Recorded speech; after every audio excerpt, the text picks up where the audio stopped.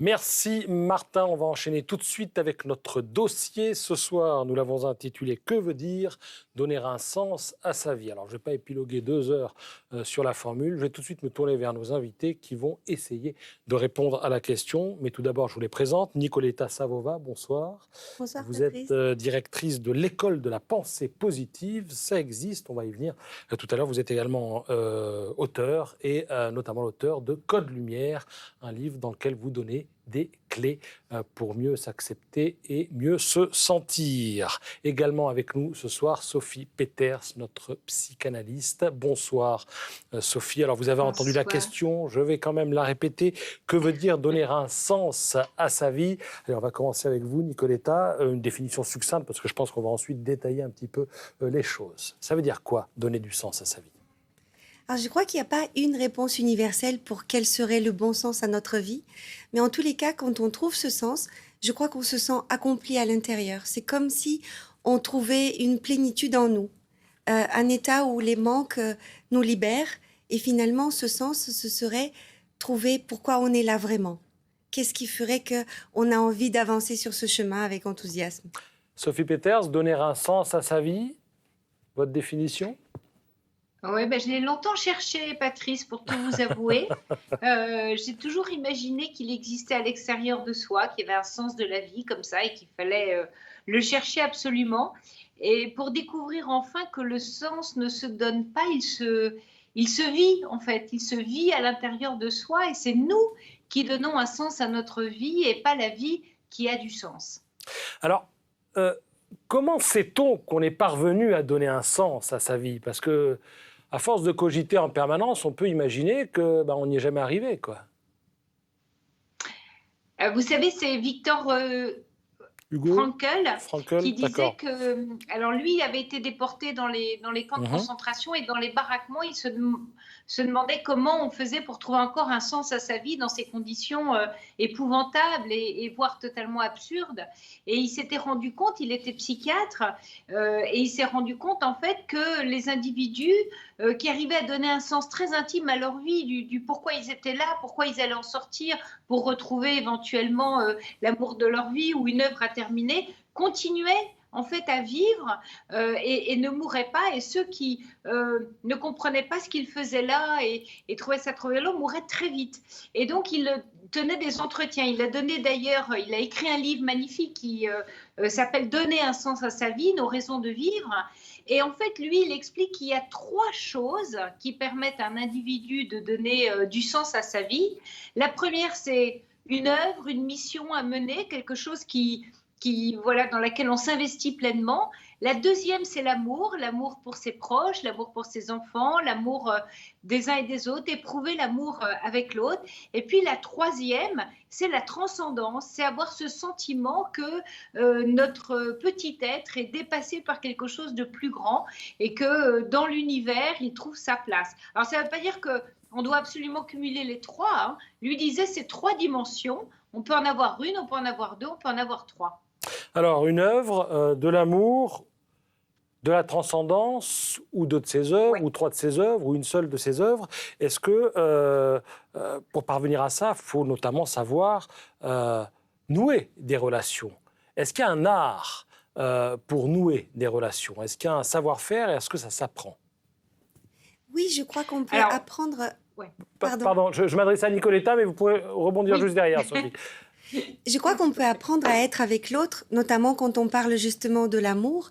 C'est une espèce d'ouverture de cœur, c'est une authenticité dans la relation qui fait que je crois que ça va faire partie de ce qui va nous permettre de trouver un sens avec l'autre, puisque si on s'ouvre et que l'autre s'ouvre aussi, et qu'on arrive dans cet espace du cœur à tisser une relation authentique, ça va faire partie des choses qui vont nous donner du sens, puisque nous sommes tous des êtres qui ont besoin des autres pour vivre, et c'est là où on va avoir l'authenticité des émotions. Alors, Sophie parlait également de transcendance. Est-ce qu'on peut donner une définition assez précise, on va dire concrète, de ce qu'est la transcendance, Sophie ? Parce qu'appliquer à la vie quotidienne, c'est pas évident. Oui, la transcendance, en fait, ce serait quelque chose dont on a le sentiment, quand on s'inscrit dedans, et ça revient un peu à ce qui vient d'être dit, que ça nous relie dans l'univers, qu'on est fait d'une même fratrie d'humanité. On peut sentir une transcendance dans un investissement, dans une mission de vie, par exemple, mais aussi dans l'amour, on ressent de la transcendance. C'est très existentiel. Finalement, on pourrait aussi présenter les choses autrement, dire que donner un sens à sa vie, c'est ressentir le sens de sa propre existence.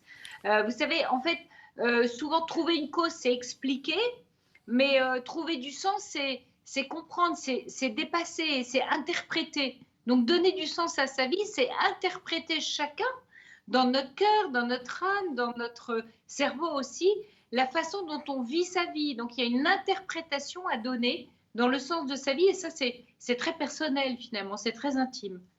Est-ce qu'il y a, je m'adresse à toutes les deux, hein, des symptômes du gâchis? C'est-à-dire que je pars du principe que n'importe qui a un potentiel, et à quel moment quelque personne que ce soit peut, en regardant, en faisant le bilan de sa vie, se dire « là, je suis sur la mauvaise pente, là, je ne suis pas du tout allé chercher du sens, mais je suis en train de faire n'importe quoi ». Quels sont en fait, oui, les symptômes du gâchis? J'appelle ça comme ça, Nicoletta, peut-être? Pour moi, le symptôme de ce gâchis, en tous les cas, ce que je vois chez les personnes qui viennent me voir et avec lesquelles on fait en sorte de tisser cette relation qui va les tirer vers le haut et dans le bon sens de leur propre vie, ce serait lorsque j'ai l'impression de vivre par procuration, parce que je vis des choses qu'on m'a demandé de vivre et que c'est pas ma propre vie, c'est pas mes propres désirs, et que finalement, c'est comme une espèce de petite flamme à l'intérieur de nous qui s'éteint, vous voyez.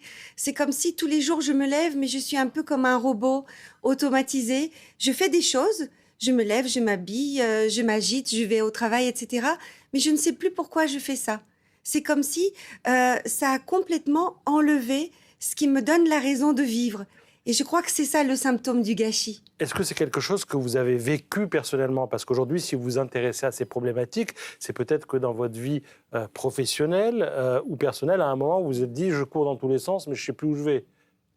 Oui, c'est du vécu, tout ça, ou pas? Oui, oui, oui. Il y a une vraie partie de vécu là-dedans, sachant que je fais partie des gens qui se posent beaucoup de questions. Pourquoi on est là?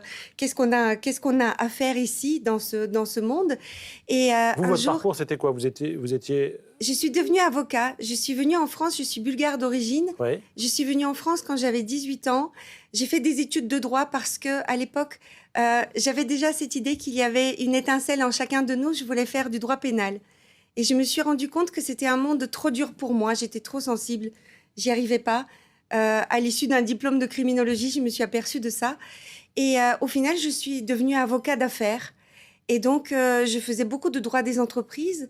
Ça me plaisait dans le sens où il y avait toujours un nouveau projet, quelque chose de nouveau à mener, mener des négociations, des contrats, etc.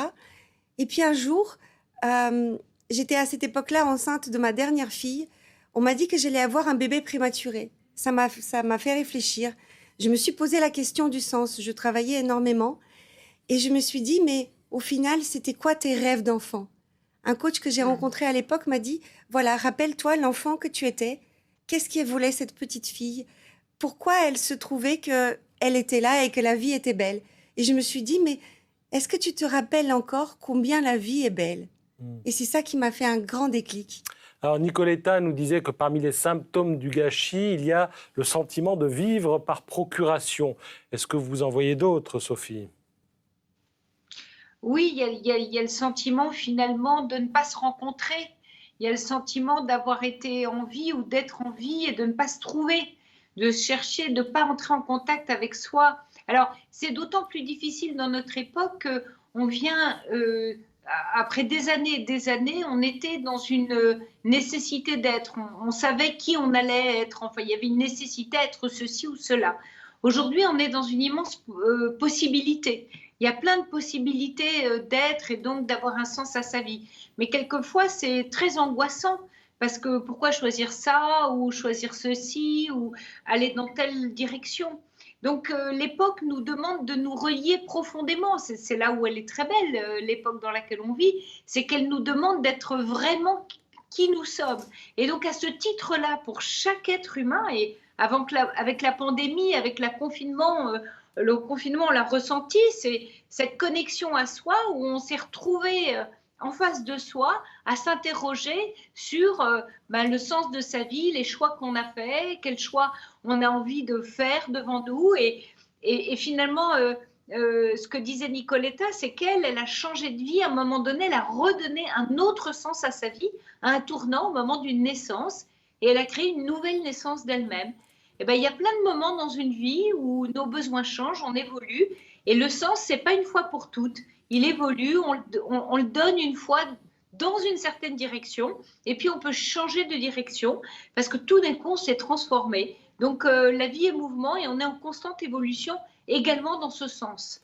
Alors, il peut y avoir un moment de notre vie où on décide d'aller dans une direction parce que ça a du sens, hein, et quelques années plus tard, changer d'avis, aller dans une autre direction parce que à ce moment-là, à cet instant T, ça a un autre sens. C'est bien ça que vous nous dites. Hein. Un nouveau sens. Oui, absolument. Et alors, la question que je me posais, alors Nicoletta, je ne vais pas vous demander votre âge, mais je veux dire, à partir de quel âge est-ce qu'il y a un profil type des personnes qui, tout à coup, se disent un matin, il faudrait que je donne un sens à ma vie, quoi. C'est un truc qu'on a à l'adolescence, qu'on a à 25 ans, à 40 ans, après un divorce, après une naissance, est-ce qu'il y a des moments clés de la vie qui incitent à se poser cette question ? Je crois qu'il y a effectivement des moments clés qui sont un peu comme des crises existentielles. Comme si, à un moment donné, toute une période de ma vie, j'ai cru en quelque chose. Je trouvais que ça me donnait un sens, une direction, j'avais envie d'aller là. Et puis, à un moment donné, il se passe quelque chose qui me fait réfléchir d'une autre manière. Ça peut être une naissance, ça peut être une maladie, ça peut être tomber amoureux, ça peut être un divorce, ça peut être quelque chose qui, à l'intérieur de nous, crée un chamboulement émotionnel aussi et qui va faire que ce qui me donnait une certaine plénitude ou un confort ou quelque chose qui était confortable en moi hier ne l'est plus aujourd'hui. Et du coup, par cette quête-là, je vais commencer à me dire « Ok, si je ressens une espèce de vide, une sorte de fracture à l'intérieur de moi, en tous les cas un grand changement, un chamboulement, comment je vais faire pour aller au-devant de quelque chose qui me donne un nouveau sens ?» Quel est Sophie Peters, le meilleur juge de soi-même ? Je vous explique ce que je veux dire. C'est que souvent, vous croisez parfois des gens qui vous disent « Oui, j'ai raté ma vie, ça ne va pas du tout. » Et puis vous leur dites « Non, mais attends, mais tu as réussi ceci, cela, machin. » Puis vous en avez d'autres qui disent « J'ai réussi ma vie. » En fait, ils n'ont pas réussi grand-chose. Où placer le curseur pour savoir exactement où est la vérité ? Est-ce que c'est ce qu'on ressent soi-même ou est-ce qu'il faut s'adresser à des proches pour avoir une vision à peu près cohérente de soi-même ? C'est très difficile de porter un regard lucide sur soi-même parce qu'on peut, pendant toute une vie, parfois, se bercer d'illusions et passer du coup à côté d'une forme d'authenticité de soi. Donc, c'est pas une histoire finalement de jugement parce que c'est pas tellement dans la mode de la pensée, mais c'est dans le ressenti. D'ailleurs, quand un ami ou quelqu'un vous dit qu'il a raté sa vie, c'est qu'il a un sentiment, donc un ressenti d'écart entre ce qu'il espérait qu'il vivrait et ce que finalement il réalise qu'il a vécu. Mais vous pouvez dire, ah ben non, en fait, ta vie, elle est très bien. Donc, c'est de quel rapport on entretient avec soi, de quelle façon on va ou pas se juger et quels sont finalement un peu nos critères. On a parlé des rêves, on a parlé des espoirs, attention à nos illusions. Plus on va être en contact avec soi, on va être dans cette lucidité, cette écoute profonde de soi-même, plus on aura le sentiment que notre vie est bonne. Je vais laisser le dernier mot à Nicoletta qui trouve qu'en France, on se dispute beaucoup et qu'on devrait passer peut-être un petit peu plus de temps à se dire merci. Qu'est-ce que vous voulez dire par là ? Alors, je voulais dire que tout d'abord, on peut se gratifier soi-même et on peut se complimenter par rapport aux belles choses que l'on sait faire. Comme tout à l'heure, c'était ce sentiment de gâchis. En fait, souvent, on se centre sur les choses qui nous manquent dans notre vie, sur finalement là où il y aurait un point de critique à formuler, alors qu'on ne voit pas les 99,9% de choses qui vont bien.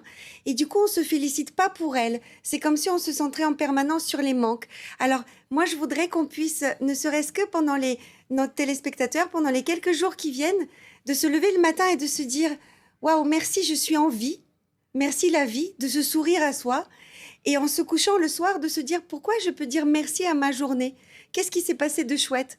Alors, ce soir, lorsque je me coucherai, cette émission fera partie de mes gratitudes parce que j'aurai eu la possibilité de faire passer un message positif. Nous en sommes ravis. Merci Nicoletta, merci Sophie Peter. Je rappelle, Sophie, Merci, que vous êtes l'auteur d'un livre, Du plaisir d'être soi, où on aborde évidemment toutes ces problématiques. Et puis vous, Nicoletta Savova, vous êtes l'auteur d'abord de ce livre, Code Lumière, dont j'ai parlé tout à l'heure, et également d'un livre encore plus récent, 28 jours pour lâcher prise. Le lâcher prise, c'est aussi un sujet qui passionne Sophie Peter, je crois le savoir, et nous aurons peut-être l'occasion d'en parler dans les jours ou dans les semaines qui viennent. Merci à toutes les deux. C'est l'heure des titres de l'info et c'est avec Martin Baumer.